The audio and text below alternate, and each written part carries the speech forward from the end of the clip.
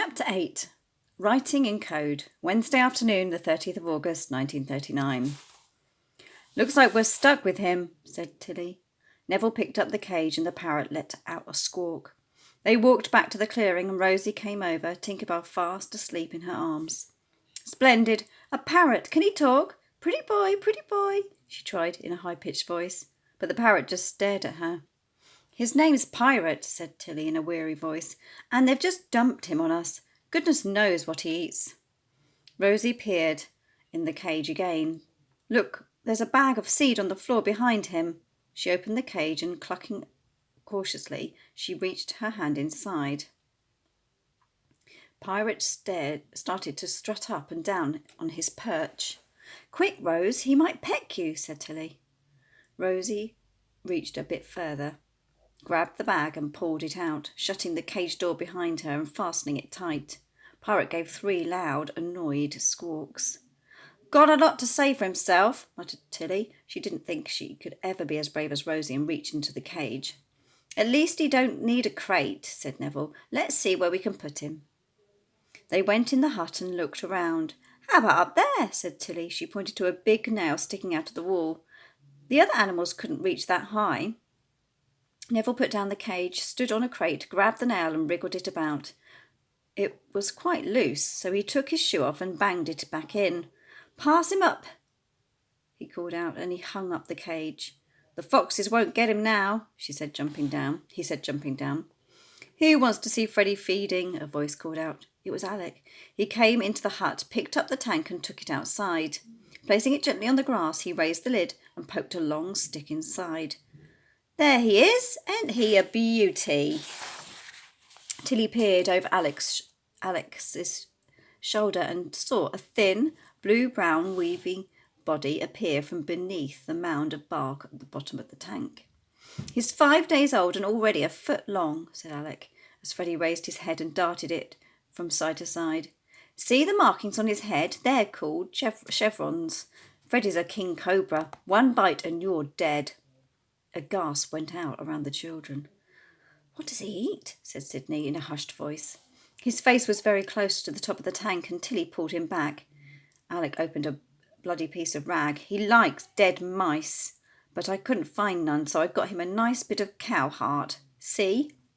Inside the rag were some pieces of dark red meat.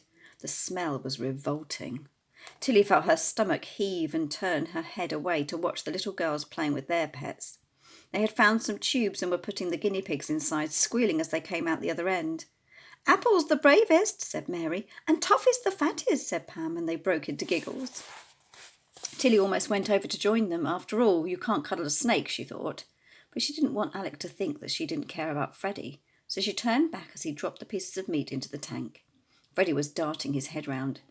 "Why don't he scoff 'em down?" said Sydney. He had his own stick in his hand and he was poised over the top of the tank. "Drop that or I'll bash you," growled Alec, and Sydney dropped the stick like a hot potato. Then Alec's tone changed back to the usual reasonable voice. "Cobras ain't easy to feed. We just have to hope he's eat proper and drink a lot. He needs fresh water every day. Who wants to fill up his drinking bowl from the stream?" "Me!" yelled Sydney, and grabbing the bowl he ran off. Once Freddie was settled with food and water, Alex said to Tilly, "I've got to go back to the zoo for the late shift. Will you take Freddie back inside for the night? Make sure you wrap the sack around the tank to keep him warm.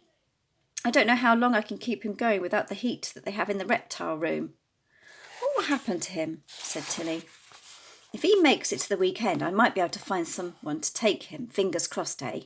Then Alex screwed his peaked cap on his head and walked off, hands in his pockets, whistling. Tilly called the children together and gave them all jobs to do.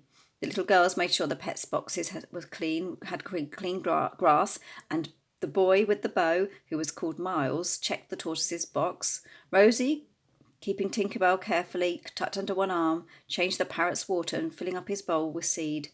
Pirate seemed to have taken to Rosie, and he tapped his beak on the cage when he saw her. "Short rations," called out Tilly. "No idea where to get any more." The 2 dogs, Bonnie and Hanno, had relieved themselves outside. Tilly dug up some fresh earth and covered the number 2s so no one would stand on it. When they went back in the hut, she heard Rudy muttering to Hanno, "Be round, be round. I wonder what he's saying," he said to Rosie. "I think I've worked it out," said Rosie, carefully closing the door on the parrot cage. Braver is like bravo, well done. Hund is like hound or dog, maybe. I think he's saying good dog. Tilly nodded and passed her hand across her brow. "I think we're all ready for the night," she said, "but it's jolly hard work and we have to do this every single day." "We better tie the dogs up on short leads, well away from each other and the other pets," said Sydney. "Bonnie, this end, and Hanno," he patted the corner of the hut and nodded to Rudy. "All right, mate?" Rudy seemed to understand with a nod and said, "Ja." "Let's hope they all just go to sleep," said Tilly, as they pulled the door shut. Bonnie had already started to whine, and Tilly had to resist the temptation to run inside for another cuddle.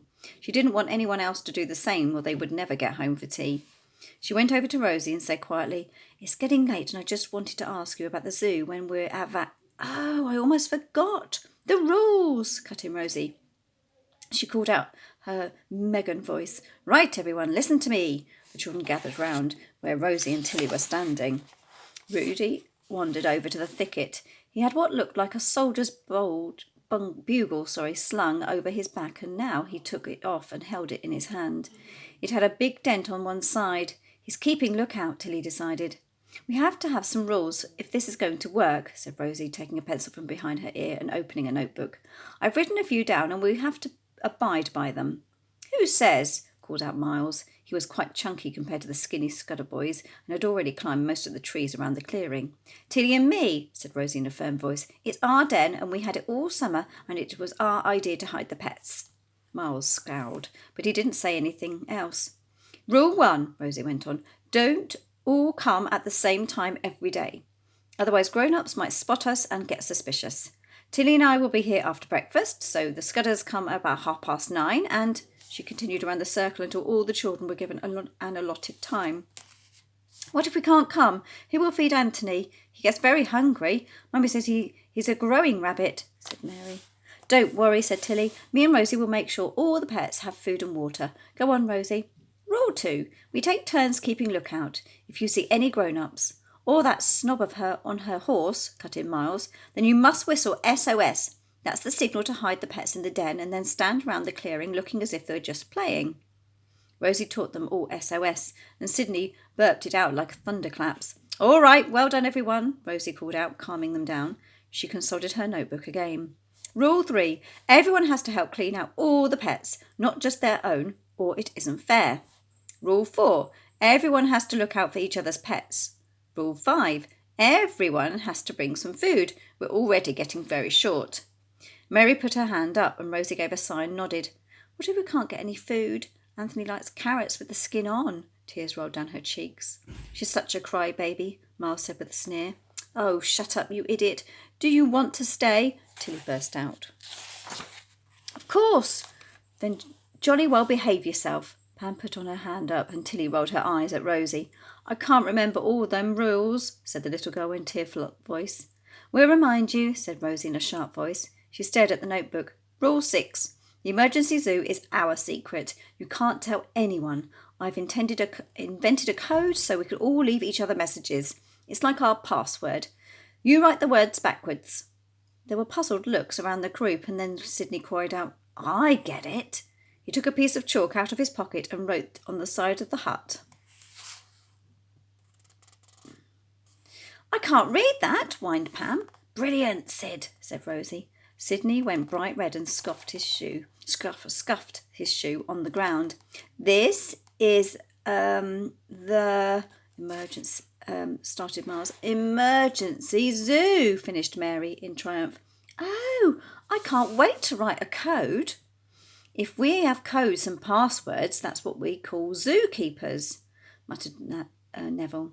Not zookeepers," said Rosie. Tilly thought about Alex's snake. "How about the cobras?" "That's more like it," said Miles, his eyes lighting up. He stood up, raised his bow and shot an arrow towards the trees.